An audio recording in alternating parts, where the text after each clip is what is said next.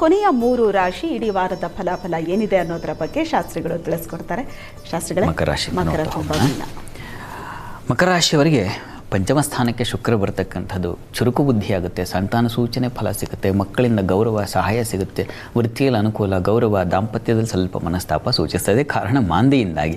ಅದೊಂದು ಬಿಟ್ಟರೆ ಉಳಿದ ಹಾಗೆ ತುಂಬ ಚೆನ್ನಾಗಿದೆ. ಚಂದ್ರ ಶುಕ್ರ ಒಟ್ಟಾಗಿದ್ದರೆ ಪ್ರತಿಭಾ ಸ್ಥಾನದಲ್ಲಿ ಕವಿಗಳಾಗ್ಬಿಡ್ತಾರೆ, ಸಾಹಿತ್ಯ ಆಸಕ್ತಿ ಬರ್ತದೆ, ಸಂಗೀತ ಆಸಕ್ತಿ ಬರುತ್ತೆ, ಅಂಥ ಕ್ಷೇತ್ರಗಳಲ್ಲಿ ಕೃಷಿ ಸಾಧನೆ ಮಾಡ್ತಕ್ಕಂಥ ಹೆಚ್ಚಿನ ಸಾಧನೆ ಮಾಡ್ತಕ್ಕಂಥದ್ದು ಬರುತ್ತೆ, ಒಳ್ಳೆಯ ಸದ್ಗುರುಗಳ ಒಂದು ಸಂದರ್ಶನ ಏರ್ಪಾಡಾಗುತ್ತೆ. ಈ ರೀತಿಯಲ್ಲಿ ಬುದ್ಧಿ ಒಂದು ಲಹರಿಯಲ್ಲಿ ಇರುತ್ತೆ.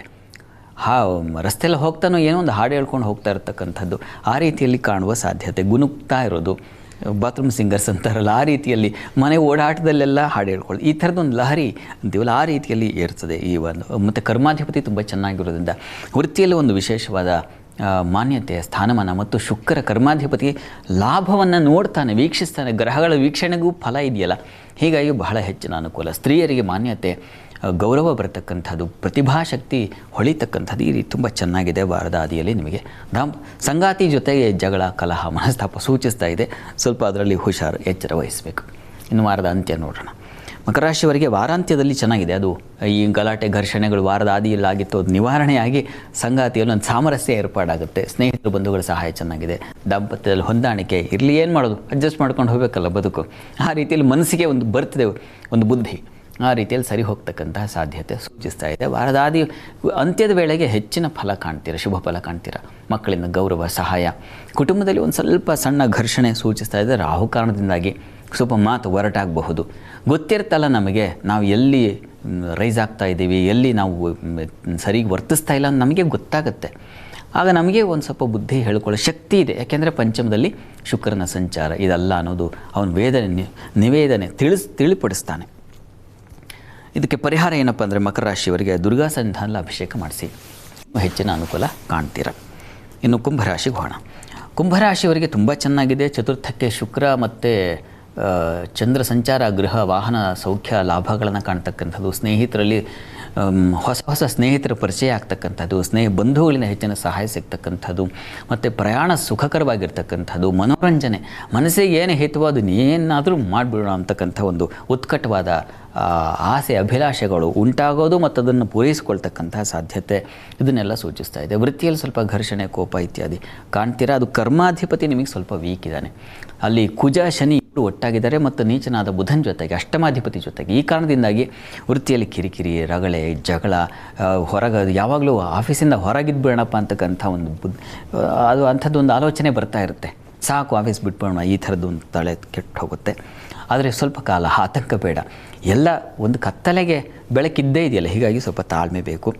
ಇನ್ನು ಸ್ವಲ್ಪ ಶತ್ರುಗಳ ಸಾಲ ಬಾಧೆ ಸೂಚಿಸ್ತಾ ಇದೆ. ಹುಷಾರು ವಾರದ ಆದಿಯಲ್ಲಿ. ಇನ್ನು ವಾರದ ಅಂತ್ಯ ಗಮನಿಸೋಣ. ವೃತ್ತಿಯಲ್ಲಿ ಅಸಮಾಧಾನ ಇದ್ದೇ ಇದೆ, ಮಕ್ಕಳಿಂದ ಸಹಾಯ, ಸಮಾಧಾನ ಇದೆಲ್ಲ ಸಿಗುತ್ತೆ. ಹಾಲು ಸಿಹಿ ಕ್ಷೇತ್ರ ವ್ಯಾಪಾರಿಗಳಿಗೆ ತುಂಬ ಚೆನ್ನಾಗಿದೆ. ಆರೋಗ್ಯದ ಸ್ವಲ್ಪ ವ್ಯತ್ಯಾಸ, ಸ್ವಲ್ಪ ಚರ್ಮ ಬಾಧೆ ಕಾಣಬಹುದು. ಉಳಿದ ಹಾಗೆ ಚಂದ್ರನಿಂದಾಗಿ ನಿಮಗೆ ಸಾಲ ನಿವಾರಣೆ ಆಗ್ತಕ್ಕಂತಹ ಸಾಧ್ಯತೆ ಹೆಚ್ಚಾಗಿದೆ. ಅದರಿಂದ ಹೊರಗೆ ಬರತಕ್ಕಂಥದ್ದು, ಶತ್ರುಗಳಿಂದ ದೂರ ಆಗ್ತಕ್ಕಂತಹ ಸಾಧ್ಯತೆ ಇದೆ. ಮುಖ್ಯವಾಗಿ ಸುಖಾಧಿಪತಿ ಶುಕ್ರನಿಂದಾಗಿ ಸ್ವಲ್ಪ ಮಟ್ಟಿಗೆ ಸಮಾಧಾನ, ಸೌಖ್ಯ, ಸ್ನೇಹಿತರು ಕೂಡ ಸಂತೋಷ, ಸಮಾಧಾನ ಇದೆಯಲ್ಲ ಅದು ಎಲ್ಲೂ ಸಿಗಲ್ಲ. ಆ ರೀತಿಯಲ್ಲಿ ನಿಮಗೆ ಅದೊಂದು ವರ. ಪ್ರಾರ್ಥನೆಗೆ ನಾಗಕವಚ ಹೇಳ್ಕೊಳ್ಳಿ, ಆರೋಗ್ಯದಲ್ಲಿ ವೃದ್ಧಿಯಾಗುತ್ತೆ. ಇನ್ನು ಮೀನರಾಶಿಗೆ ಹೋಗೋಣ. ಮೀನರಾಶಿಯವರಿಗೆ ವಾರದ ಆದಿಯಲ್ಲಿ ಚಂದ್ರ ಶುಕ್ರರು ತೃತೀಯದಲ್ಲಿದ್ದಾಗ ಸಹೋದರಲ್ಲಿ ಸಾಮರಸ್ಯತೆ, ಪ್ರೀತಿ, ವಿಶ್ವಾಸಗಳು, ಸೇವಕರು, ಸಹಾಯಕರಿಂದ ಹೆಚ್ಚಿನ ಅನುಕೂಲ ಸಿಗ್ತಕ್ಕಂಥದ್ದೆಲ್ಲ ಇದೆ. ವೃತ್ತಿಯಲ್ಲೂ ಅನುಕೂಲ ಇದೆ, ಸಂಶಯ ಇಲ್ಲ. ಉದರ ಸಂಬಂಧಿ ಸ್ವಲ್ಪ ಬಾಧೆ ಉಂಟಾಗುತ್ತೆ. ಮಕ್ಕಳ ವಿಚಾರದ ಸ್ವಲ್ಪ ಕಿರಿಕಿರಿ, ಮನೆಯಲ್ಲಿ ಇರೋದು ಕಷ್ಟ ಅನಿಸ್ಬಿಡುತ್ತೆ. ಹೊರಗೆ ಯಾಕಾದರೂ ರಜೆ ಬಂದಿದೆಯೋ ಆ ರೀತಿಯ ಒಂದು ಬಾಧೆ ಅದನ್ನು ಈ ವಾರ ನಿಮಗೆ ಅವರು ಪ್ರದರ್ಶನ ಮಾಡಿಸ್ತಾರೆ ನಿಮಗೆ. ಆ ರೀತಿಯಲ್ಲಿದೆ.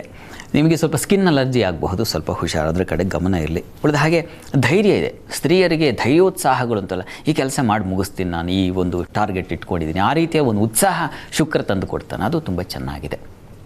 ಒಳ್ಳೆಯ ಉಪದೇಶವೂ ಸಿಗುತ್ತೆ, ಯಾರೋ ಸಲಹೆ ಕೊಡ್ತಾರೆ, ಅದರಿಂದ ಸಹಾಯ ಆಗ್ತಕ್ಕಂಥ ಸಾಧ್ಯತೆ ಚೆನ್ನಾಗಿದೆ. ಇನ್ನು ವಾರದ ಅಂತ್ಯ ನೋಡೋಣ. ಮುಖ್ಯವಾಗಿ ಉದಾರತೆ ಬರುತ್ತೆ. ಶುಕ್ರ ತೃತೀಯದಲ್ಲಿ ಸಂಚರಿಸುವಾಗ ಹೆಣ್ಮಕ್ಕಳಿಗಂತೂ ಉದಾರ ಬುದ್ಧಿ ಕೊಟ್ಟರೆ ಈ ಧಾರಾಳವಾಗಿ ಇನ್ನೊಬ್ಬರಿಗೆ ಸಹಾಯ ಆಯಿತು. ಆ ರೀತಿಯಲ್ಲಿ ನೋಡಿ, ಅಕ್ಷಯ ತೃತೀಯ ನಿಮ್ಮ ಪಾಲಿಗೆ ಒಂದು ಹೊಸ ಇನ್ನೊಬ್ಬರಿಗೆ ಸಹಾಯ ಆಗುವ ಹಾಗೆ ಒಂದು ದಾನ ಮಾಡೋ ಮನೋಧರ್ಮ ಬಂದುಬಿಡುತ್ತೆ. ವೃತ್ತಿಯಲ್ಲಿ ಅನುಕೂಲ ಚೆನ್ನಾಗಿದೆ. ಚರ್ಮ ಸಂಬಂಧಿ ಸಮಸ್ಯೆಗಳು ಸ್ವಲ್ಪ, ನಿಮ್ಮ ಸ್ಕಿನ್ ಅಲರ್ಜಿ ಹೇಳನ್ನಲ್ಲ ಅದು ಸ್ವಲ್ಪ ಕಾಡುತ್ತೆ. ಆದರೆ ರೋಗದಿಂದ ಹೊರಗೆ ಬರ್ತೀರ, ತುಂಬ ಬಾಧೆ ಅವು ಬಳಲಿಕೆ ಇವುಗಳಿಂದ ಹೊರಗೆ ಬರ್ತೀರ, ಸಂಶಯ ಇಲ್ಲ. ಕುಟುಂಬ ಸೌಖ್ಯ ಚೆನ್ನಾಗಿದೆ, ಕುಟುಂಬದಲ್ಲಿ ಹಣಕಾಸಿನ ಸಮೃದ್ಧಿ ಉಂಟಾಗುತ್ತೆ, ಇಷ್ಟೆಲ್ಲ ಚೆನ್ನಾಗೇ ಇದೆ.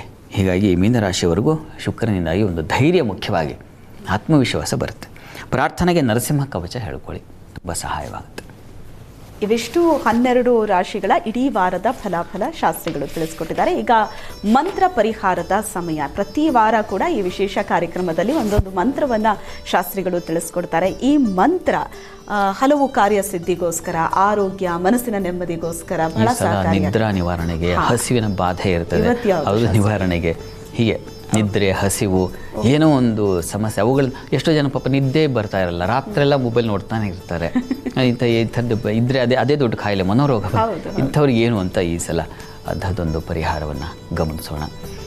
ಹಸಿವೆ ಆಗೋದಿಲ್ಲ, ತಟ್ಟೆ ತುಂಬ ಊಟ ಇರುತ್ತೆ, ಮೊಬೈಲ್ ನೋಡ್ತಾ ಊಟ ಮಾಡೋದಿಲ್ಲ, ಹೀಗಾಗಿರುತ್ತಲ್ಲ ಅವರಿಗೆ ಮಹಾಮಾಯ ಮಹಾಕಾಲಿ ಮಹಾಮಾರಿ ಕ್ಷುಧಾ ತೃಷ ನಿದ್ರಾ ತೃಷ್ಣಾ ಚೈಕವೀರ ಕಾಲರಾತ್ರಿ ದುರತ್ಯಯ, ಈ ಮಂತ್ರವನ್ನು ಹೇಳ್ಕೊಳ್ಳಿ. ಇದು ತುಂಬ ಸಹಾಯವಾಗುತ್ತೆ.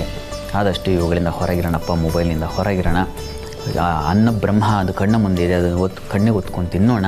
ಅನ್ನ ತಟ್ಟೆ ಮುಂದೆ ಇಟ್ಕೊಂಡು ಟಿ ವಿ ನೋಡ್ತಾನೋ ಅಥವಾ ಇನ್ನೇನು ಮೊಬೈಲ್ ನೋಡ್ತಾನೋ, ಇವುಗಳನ್ನ ಅದು ಒಳ್ಳೆಯದಲ್ಲ. ಈ ಹೇಳ್ಕೊಳ್ಳೋದ್ರಿಂದ ಆ ಬುದ್ಧಿ ಬರುತ್ತೆ. ಬಹುತೇಕರಿಗೆ ಮಂತ್ರ ಉಪಯೋಗ ಆಗುತ್ತೆ, ಖಂಡಿತ ಆಗುತ್ತೆ. ಶಾಸ್ತ್ರಿಗಳ ಇವತ್ತಿನ ಕಾರ್ಯಕ್ರಮದಲ್ಲಿ ಬಹಳಷ್ಟು ವಿಷಯವನ್ನು ನಮ್ಮ ವೀಕ್ಷಕರಿಗೆ ತಿಳಿಸ್ಕೊಟ್ಟಿದ್ದೀರಿ, ಧನ್ಯವಾದಗಳು. ಸರ್ವೇ ಜನಾಃ ಸುಖಿನೋ ಭವಂತು, ಸಮಸ್ತ ಸನ್ಮಂಗಳಾನಿ ಭವಂತು, ಎಲ್ಲರಿಗೂ ಶುಭವಾಗಲಿ.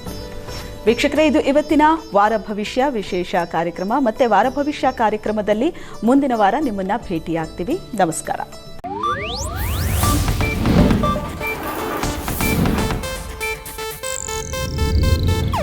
ಇದು ಏಷ್ಯಾನೆಟ್ ನ್ಯೂಸ್ ನೆಟ್ವರ್ಕ್ ಪ್ರಸ್ತುತಿ.